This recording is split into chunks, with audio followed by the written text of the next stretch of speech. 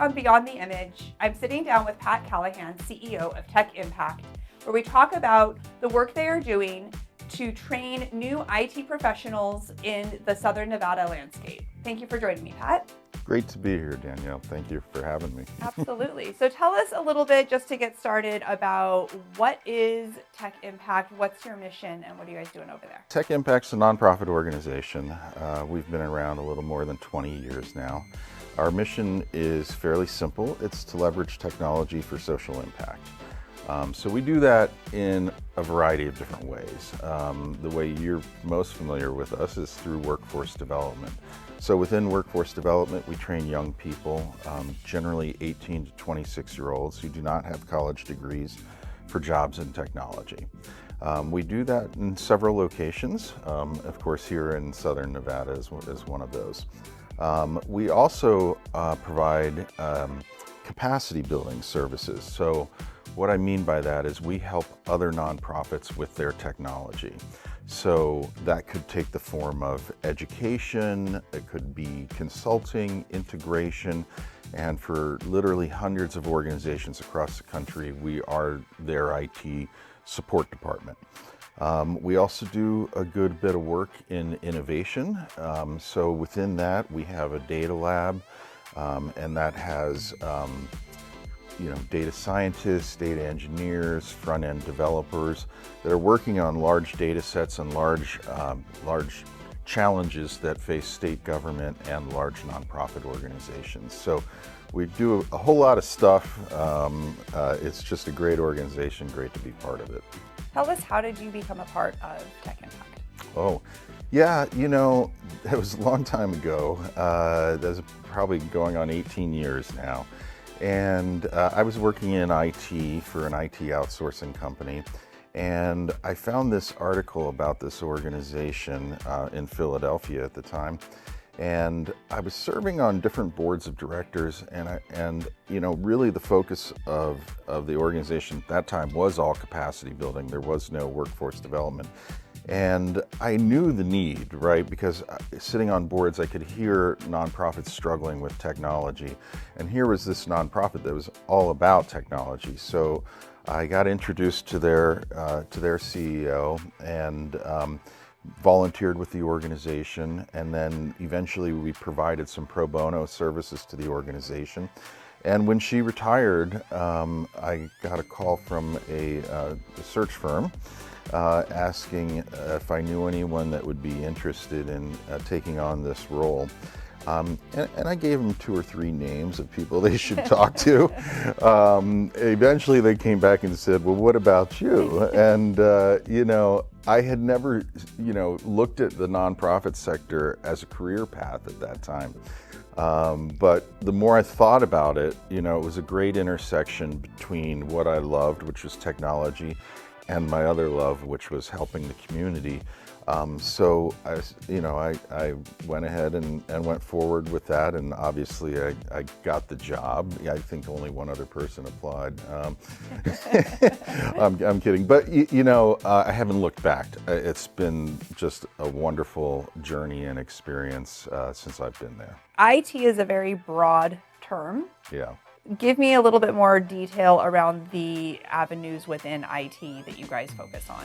When we're talking about helping nonprofits, it could be anything from helping them think about the applications that they're using in their daily work and making them more efficient and more effective so that, their missions are getting accomplished better. So that could be donor management systems or accounting systems or CRMs, that sort of thing. So a lot of infrastructure, and that's what kind of led us into the workforce development arena as well. We saw a real need there at that time. You're talking about 2008, 2009, so we're in the Great Recession.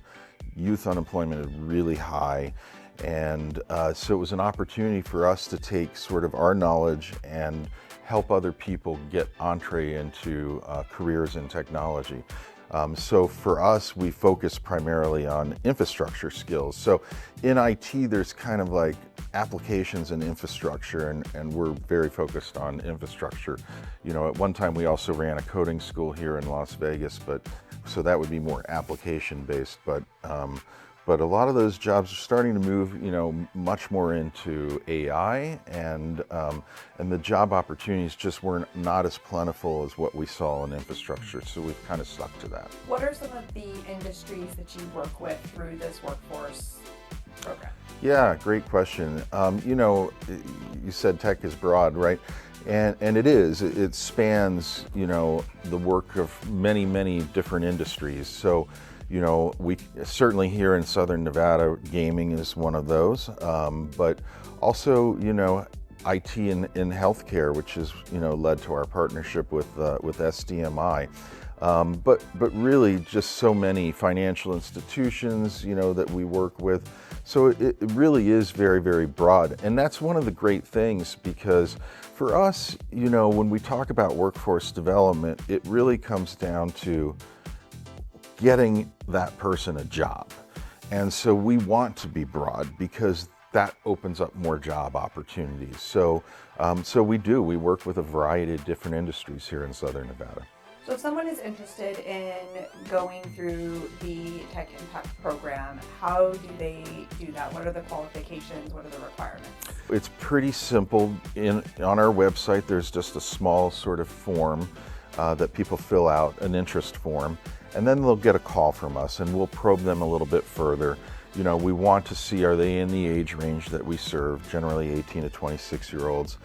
We want to see really what their interest in technology is, because we find that ultimately is going to be the biggest success for them, is that they want to get in this field, right? They have some desire, and that desire kind of pushes them to work harder. And we know that they'll be more successful. So they don't have to have a background in IT necessarily. I mean, we've had plenty of people that have come out of food services or retail or whatever, but they just, the desire, and often it's sort of intrinsic because, they're gamers, or, they help the family out with their computers when they crash, that sort of thing. But they haven't had that formal sort of training around this. And so that's really what we give them. That opportunity. What does that program look like? How long is the training? What do they experience? Yeah, so it's a 16-week program, and the first 11 weeks are in the classroom. So we have professional trainers with an IT background that are giving them those hard skills, learning how to work on computers, learning about the systems that they're managing, and so forth. But then 20% of the curriculum is also soft skills based. So we're talking about professional development. We want them to leave the program with a resume, with a cover letter, the understanding of how to dress at work, how to talk to your managers, right? All sorts of things. And those are all taught by volunteers. So often SDMI folks come in and lead those sessions. Also, and this is important, each student is assigned a mentor. So someone from industry is mentoring each one of those students throughout their program. And then the last 5 weeks, minimally, are internships. Every one of our students will receive an internship to get that, hands-on, on-the-job training. So by the end of this 16 weeks, they've got hard skills, they've got professional development skills, they've got a resume, they've got a cover letter, they've got some on-the-job training, and they're really well-rounded and ready to enter into the workforce. Talk to me about these internships. Without organizations that are willing to collaborate with you and partner with you, obviously that wouldn't be a successful portion of this program. Yeah. So how do you build those relationships with different industries and make sure that you have a wide variety of industries for them to intern at? Yeah, it's a lot of time. We've been working here in Southern Nevada for 8 or 9 years now. So often it just starts with, one person who has an interest in what we do, and then building it out, a network from there. So we have an advisory board here in Southern Nevada that it's comprised of a lot of leaders from the technology sector in various industries. So they help connect us to the community, to their organizations, who are often providing, the volunteerism and the mentoring and so forth for the students. So yeah, we have a big network here, after 8 or 9 years, but it takes a long time to build that. Tell me about this mentorship program? What does it take to be a mentor? Where do you find those people? We should really be talking about Angie Koska here because Angie is, your Chief Information Officer here at SDMI, and she is the perfect example of a great mentor, right? She works with a lot of the young women who come through our program, and it's incredibly important for these young women because they haven't been in IT. They haven't really been working in a professional environment, right? So they need someone to kind of to be able to look at and model after. And Angie's a great person for that. Here she's built a very nice career. She's incredibly smart. She's articulate. And so it gives them someone to look at to say, I want to be like Angie, right? And Angie takes it a little bit further. So, when you become Angie's mentee, it's not just a professional relationship, right? She becomes your friend, and we just honored her recently at a luncheon. I'm just so impressed.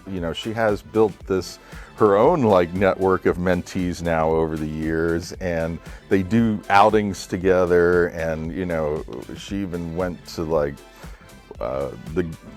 one of the young women went on to graduate from college, and she went to their graduation, I think in Seattle or something. Like that is full commitment, and I think I can't think of anyone that epitomizes mentorship better than Angie that works with us. So if somebody wants to give Angie a run for her money as the best mentor at Tech Impact, how do they become a mentor? Yeah, good luck with that.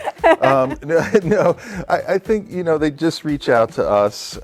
We have a whole team here in Las Vegas, and just show their interest, and then they're going to meet with one of our team or myself, and we'll find ways to get them involved. And it's just sort of a natural process after that. They get assigned to a mentee, they spend time with that mentee, and then over time they just really become a fabric of our organization. And I think that's one of the really neat things about what we do is it's also community building, right? So we could say, oh, it's workforce development and someone's going to get a job, and that's awesome, and that's definitely the goal. But at the same time, we're building a community of people. Now, we've graduated hundreds of students here just in Southern Nevada through this program, and there's an alumni group, so they're now part of that alumni group. And often what happens, Danielle, is, and I was just meeting with the students yesterday of the current class, and I always ask them, how many people in this class, and there's 18 students in there, were referred by a former graduate, and 75% of the hands go up. So, and I think that's critically important and speaks volumes, because if they're successful, they want to share that with someone else. So again, we're just building community here. Do you have a favorite success story? Oh gosh, there's so many. I've got a bunch of them. I'll tell you about one that's well, I don't know. It's hard to pick one, but recently we had a woman that went through our program and graduated and got a job in IT and was working in there for a number of years. And so this is going way back. She probably graduated 12 years ago from the program. But then we met her daughter who was now going through the program. So here, she thought so much of it for her career that she referred her daughter to the program, and now she's a graduate working in IT, and that's a good story. We often have brothers and sisters or cousins or whatever go through the program, and I think that's awesome. Also here in Southern Nevada, we had a young lady who grew up in Syria and fled, essentially a war-torn country, right? Her family left Syria because of the dangers there. And she ended up ultimately here in Southern Nevada, which, this is a large resettlement area. And she ended up going through our program. She got this awesome mentor, Angie Costa, and now she's working at Win in like Saudi Arabia or something like that, in cybersecurity, and her career's just grown exponentially over the years, and she's just but yet when she comes back, she'll come in and talk to the class and meet the new students. She's just such a great inspiration to so many people here. So that's my favorite Southern Nevada story. You mentioned that she's working in cybersecurity. Is that part of what you guys teach, is the cybersecurity side of IT? Yeah, we didn't used to.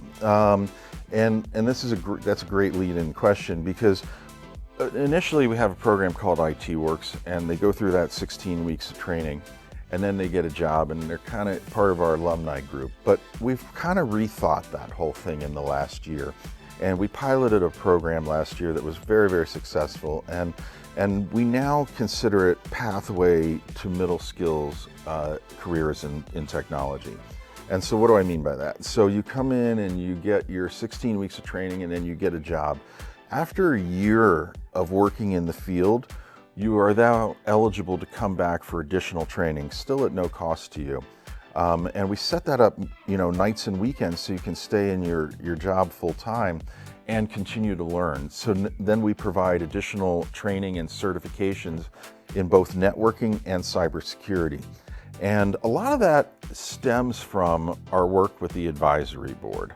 I should mention Rachel Papko's part of that too, and she's been like a great, a person to help guide sort of our programs here in Southern Nevada. And I think she's your Chief Innovation Officer here, right? Very, very innovative person. So it led to us developing this extension of the program. And really what we want to do is help people build their careers in IT. So by getting those additional certifications, they now get more opportunities at the organizations they're with. They get, new jobs, like they get, promoted into higher and higher sort of technologies. And that includes cybersecurity and networking. And we heard that from the advisory board that, you can't just train someone in 16 weeks and put them in cybersecurity, right? Like there's too much at risk there. There's too much going on. They need experience. And so that's how the program developed. It's like, okay, get your training, get experience, get more training, get promoted, make more money. All those good things, and I believe several people, at SDMI have even been part of that. So I think healthcare is one of those industries where maybe a tech job isn't the first thing that people think about, right? You think, I'm going to be a nurse, I'm going to be a doctor. Nobody really thinks about the tech side of things. What are some of those other industries that maybe people aren't thinking that there's an avenue in the tech world that they could be interested in? Yeah, that's an interesting question, because we talked earlier about it being kind of cross-sector, right? And so here in Southern Nevada, obviously gaming is a big industry, and I don't know that, people put a lot of thought into like, oh, am I going to be a dealer? Am I going to be, whatever in gaming? But the technology behind gaming is just immense, right? Not only the games themselves that are being developed, but even something like marketing. How do I market to someone? How often are they going to come? How much are they going to spend? Where are they going to eat? Where are they going to stay? Like all that is data, right? And all that data is incredibly important to the gaming industry, because they want to be more effective in and you're in marketing, so you know this, how to be more effective at getting you to spend more money with their organization, right? So that's one example. I think, there's sort of this thing called fintech, financial technology. And so you think about banking even, and credit cards. I mean, again, like, you're maybe talking to your teller or calling an 800 number or just transacting with your credit card. But all of that, behind all of that is technology as well, right? And part of that is marketing. How do we market, opportunities for you to spend more on your credit card? But also just, the systems that you're using, while they look simple on their face, going in and maybe making a deposit or transferring money, the systems that are behind that are incredibly, complex. I used to work in banking, so I know this. Just for the one transaction you're doing, there could be 100 different applications at work behind that, right? So think about when someone applies for your credit card, how do they decision that? I mean, a lot of that is through technology to look at your credit score, look at your income, and it helps them make decisions about your credit worthiness. Like, all of that is technology based. So pretty much every industry, even if it looks simple on the front end, and it's meant to do that, right, to make it easy for us, on the back end, it's incredibly complex, and certainly technology touches all of that. Let's talk about technology in healthcare. What are some of the areas of focus that you see, and has having healthcare partners impacted the training program and the things that you are teaching those students? Yeah, so, we're really teaching fundamentals, right? Fundamentals of technology, and that's important to get grounded, because the systems that they're going to touch, no matter what industry, are going to eventually be complex, but you need to have a basic understanding of how they work in order to be effective. So in healthcare, healthcare is really interesting right now as far as technology goes. We're actually touching some of that in our innovation center. So if you look at like artificial intelligence, for instance, and large language models, and you may know them as something like ChatGPT, right? But what's happening behind ChatGPT is an immense amount of data. So think about SDMI and just medical imaging, right? Medical imaging is really data, right? Within that, one picture, there's zeros and ones that make up that image, and that's called kind of unstructured data. And if you can take that unstructured data and make it structured inside of something like a large language model, what it can do for doctors is give them instant information about those images that have been captured, about the protocols that have been given to that patient. Perhaps they're an oncology patient or something like that. And doctors can get an incredible amount of data very quickly about their patient, so that they can then spend more time talking to their patient and understanding, how to administer the next protocol for them to make their job more effective, more efficient, to help better outcomes in patient care. So, I mean, technology, I think we're just at the forefront of it in healthcare, and we're just going to see that take off as AI takes off, and as technology really becomes part of the healthcare. AI definitely a buzzword right now. Yeah. A buzz phrase. Yeah. Where do you see that going? What do you think the future of that is going to be for the average day-to-day person? Yeah, I wish I had a crystal ball. There's so much, you're right, there's a lot of hype. And we see this in technology, right? We see when cloud computing came out, everyone said, oh, cloud computing is going to solve everything in technology, and it's just going to make our lives easier, and so many people are going to get displaced from their jobs and so on. And yes, that happens, right? It happens naturally, but at the same time, new jobs get created. And now we have cloud engineers and cloud security engineers and all sorts of things. I think the same thing is going to happen in AI, right? We're at this hype cycle where AI is going to solve all of our problems and everyone's going to be out of work. Well, that's just not going to happen. You still need critical thinking, right? Like in your business here at SDMI, you need people that understand the business. You need to understand the patient journey, if you will, customer care, how to get information to the doctors, storage of that information. Like, there's so many different aspects to that. And yes, AI is going to help enable some of those things, but you need people that understand those processes to help build that artificial intelligence. So I do think we're in an evolution, but we're always in a technology evolution, I'm gonna go way back on you because I have gray hair. So I can tell you, when I started my career, we didn't have email, and email was going to change the world, right? Because I used to have to like type a memo if I wanted to, I was a supervisor and I had, if I wanted to communicate something, I'd have to type a memo, take it to the typing pool, get them to type it, circle their mistakes, get it retyped, print it out, and put one on everyone's desk. Now that's an email in seconds, right? So technology brings efficiency and effectiveness, but it just changes the way we do our work. It makes us more effective, more efficient, and so productivity increases, and that's really what drives our economy, right? We get more productive, we can do more with less, and that's a good thing.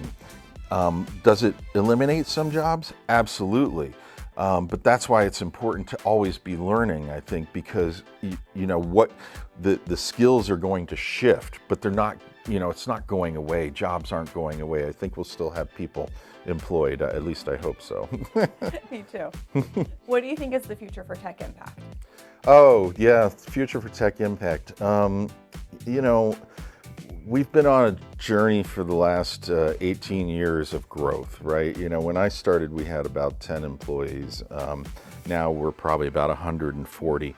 And I always tell my team, that we grow for two reasons, right? We're a nonprofit organization, so it's not to like cash out and sell and make lots of money, and not that there's anything wrong with that. I think that's perfectly fine. But in the nonprofit world, it's really about how do we help our community. So we grow for two reasons. We grow because we're reaching more nonprofit organizations or more people with our workforce development programs, and that means we're reaching our mission.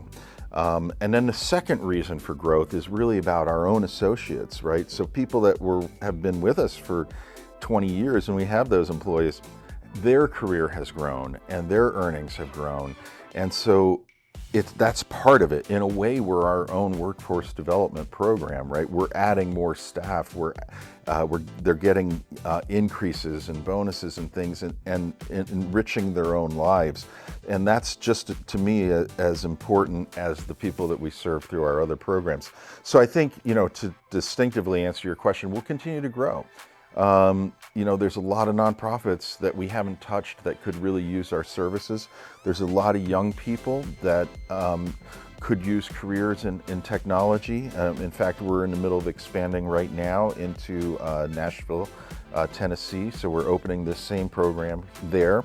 So I'm spending a considerable amount of time in that community and building that community as well. So we'll continue to try and reach more people and reach more nonprofits with our mission. If somebody wants to support Tech Impact, because obviously as a nonprofit, you're not going to exist without the support of the community. Yeah. How and what are some of the ways that people can get involved and help support your organization? Yeah. Good question, Danielle. Do you have your checkbook handy? Come on, your technology. We don't write checks anymore. Okay, I'll give you my Venmo. No, in all seriousness, it always starts with just engagement. And so we want to have folks volunteer with us. And here in Southern Nevada, we have literally hundreds of people that we work with as volunteers. And I think there just becomes a natural evolution of, hey, I feel important in helping someone else's life in this journey, and so I want to give back. I want to give my time. I want to give my skill set. Eventually, I may want to make a contribution financially to the organization because I know they depend on that for support. And SDMI has been a great supporter of ours over the years, as many organizations have been in Southern Nevada. So. But again, it all starts with engagement. We want you. We want your skill set. We want you to get involved because then you'll feel affiliated with us, and you'll feel like you're making part of the difference that we're making collectively in this community. I have one final question for you, and that is, if you had a piece of advice for a young person wanting to get into IT, what would that one piece of advice be? If a young person wanting to get in IT, I think the advice is just, get started, start somewhere. It almost doesn't matter where, learn something. And I always tell young folks this because often it's like, well, I want to make money. Well, we all want to make money, right? But I always say, just get as much experience as you can. The money will follow. Like, work hard, get experience, people notice you, people notice your skill sets, and as those continue to evolve, they'll want to reward you with higher and higher earnings, and so you can build a great career that way. Awesome. Thank you so much for your time today, Pat. Yeah, thank you for having me, Danielle. I loved it. This is great.